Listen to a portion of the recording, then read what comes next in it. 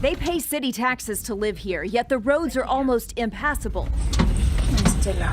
And the people who live here call the water undrinkable.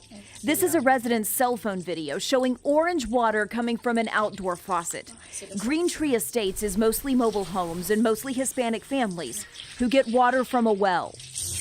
But now the owner of this land says he's shutting down the well Friday, and about 50 Denton taxpayers will have no water, not even water with questionable quality.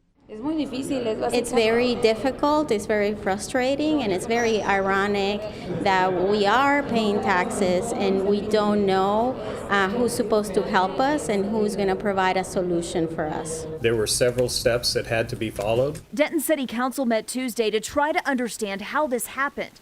The city annexed this land 6 years ago, but it remained private property. The city says the landowner was supposed to lay the infrastructure to connect to the city of Denton's water supply, but he never did. The owner performed none of these actions. We're going to keep fighting. We're going to keep fighting for the rights that we have to the services that everybody else has.